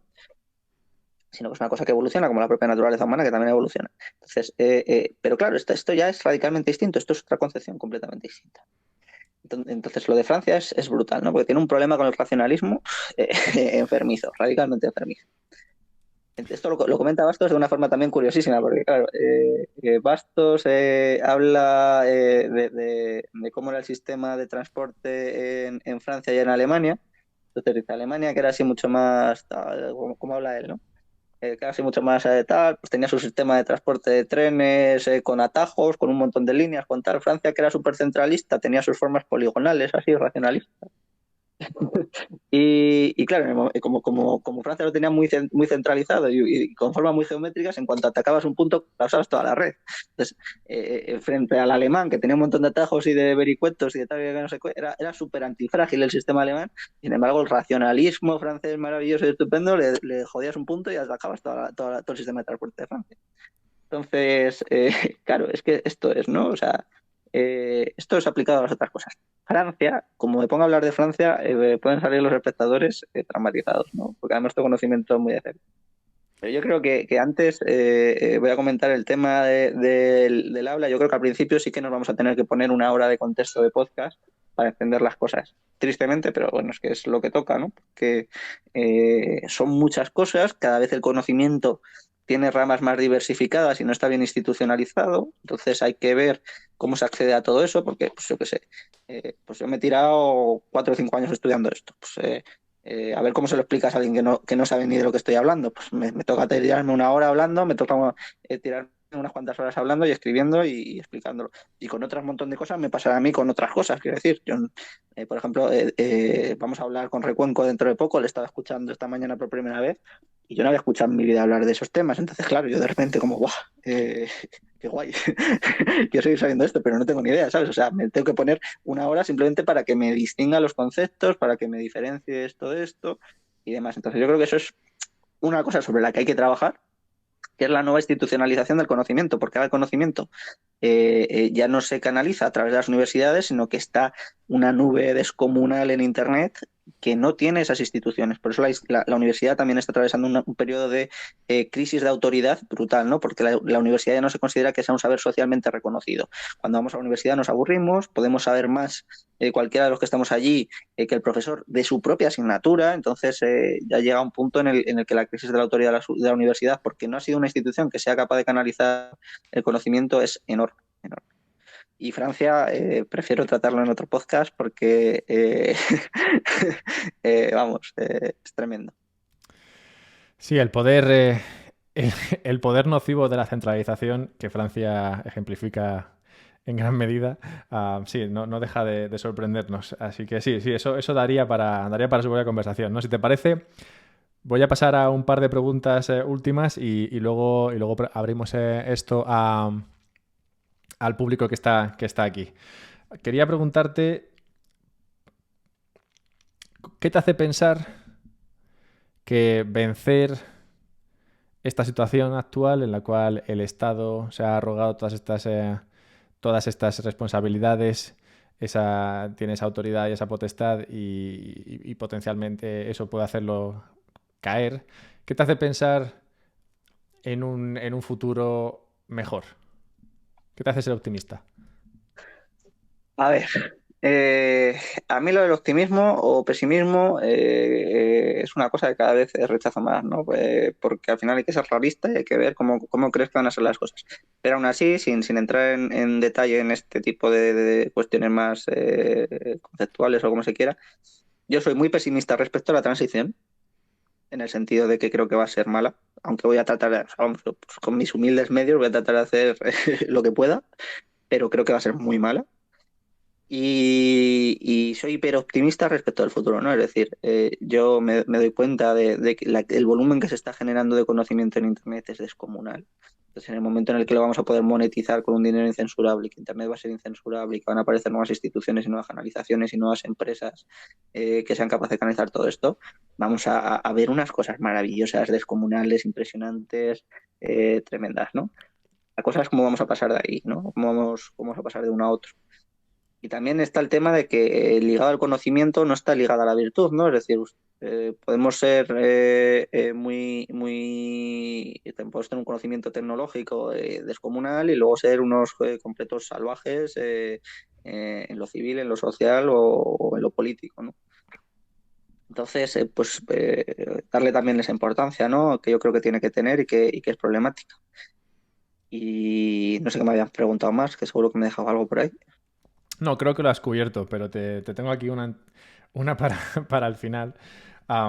hemos hablado mucho tiempo, bueno, has hablado mucho tiempo de la cuestión de la autoridad y la importancia de esa autoridad.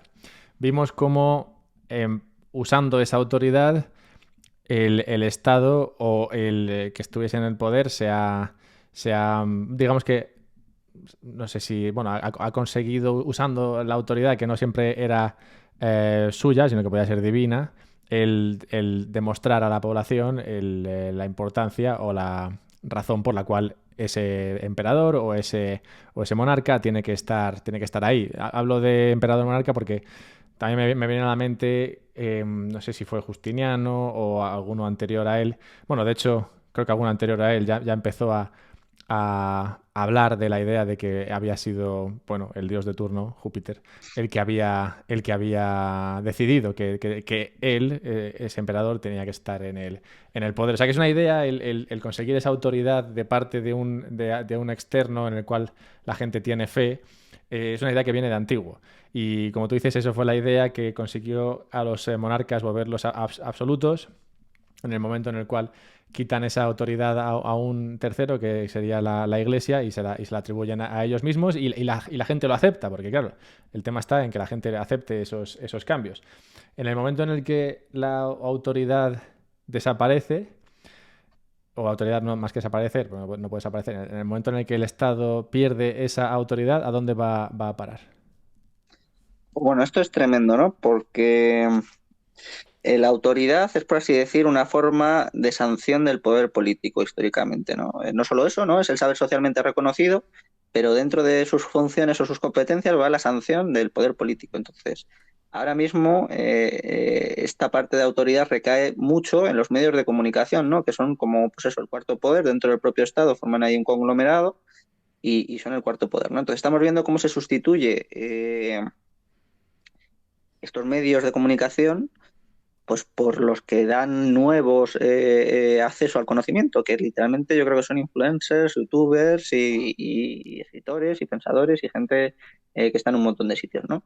Entonces, yo creo que vamos a ver una confluencia, incluso líderes carismáticos, quiero decir, otras autoridades, pues futbolistas que tienen mucho prestigio, clubes de fútbol, un montón de gente en la que se va a fragmentar esta autoridad y que va a ir recayendo sobre ellas, ¿no? Un Djokovic se ha convertido de alguna manera en una reivindicación de un saber socialmente reconocido para mucha gente, ¿no? Y sin embargo, pues, aparentemente no tiene ningún tipo de conocimiento por el que te tengas que fiar de eso, ¿no? Entonces, yo creo que también pueden recuperar mucho papel y mucha importancia las religiones, en el sentido de que han sido históricamente las depositarias de esta autoridad. Yo creo que también van a tener un papel muy importante, ¿no? Yo creo que van a confluir todas estas, ¿no? Yo creo que van a confluir empresarios, gente famosa, influencers, religiones, y ya lo estamos viendo, ¿no? Por ejemplo, Andorra yo creo que es un caso paradigmático de esto.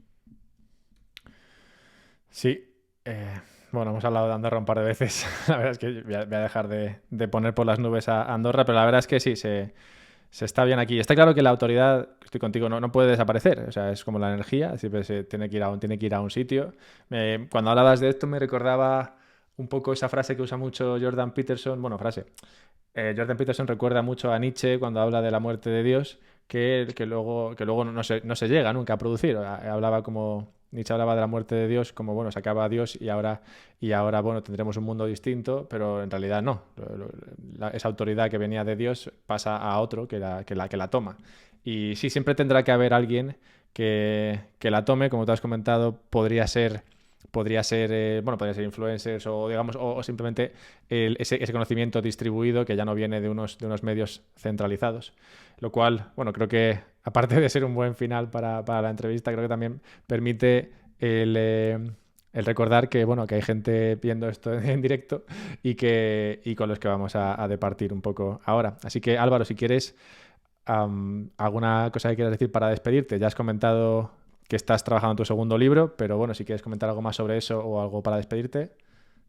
Pues nada, yo me lo he pasado genial, o sea que ahora seguimos charlando un poquillo con el resto de la gente, pero vamos, que ha estado muy bien, muy bien. Y el siguiente libro va a tardar un poco porque me toca, o sea, tengo por así decir, si os imagináis un círculo con líneas discontinuas, pues tengo ya como el 90%, lo que pasa que me falta los puntos de conexión, entonces voy a tardar un poco en conectarlos y tengo que leer un poco, entonces va a tardar un poco, pero bueno, yo creo que en un añito, una cosa así, yo creo que está. Hay un libro que se llama La sombra del viento, no sé si lo conoces, pero es uno de esos libros rollo Juego de Tronos bueno, el autor escribió uno, estuvo muy bien, de esos que enganchan, escribió otro, muy bien, de esos que enganchan, y luego dijo que el siguiente estaría en un año. Y eso fue hace 7 u 8. O sea que solo desear que no sea este el caso.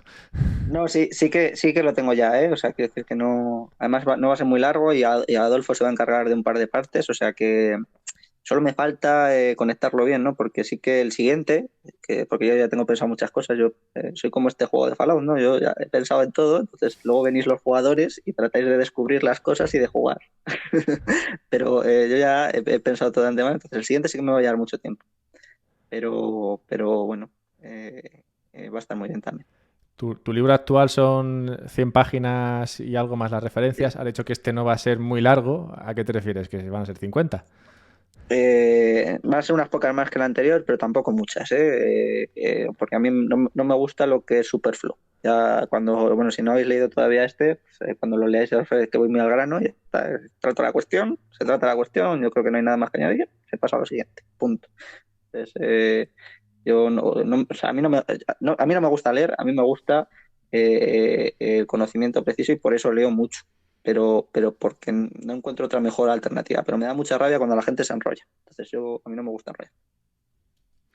Doy fe de ello porque lo releí para esta entrevista y sí, es que es un libro que va muy al grano, que bueno, ya lo recomendaré en la introducción y otra vez, pero bueno, es que sí, es un libro que merece la pena leer y es una buena entrada a Bitcoin y a estas ideas que no hemos tratado enteramente en el podcast, porque si no, no tendría sentido, pero que creo que sí que hemos... a temas a los cuales hemos abierto la puerta con todo lo que has comentado y expresamente con toda la cuestión del Fallout. Así que muchas gracias por estar aquí, Álvaro. Nada, muchísimas gracias a ti, Albert.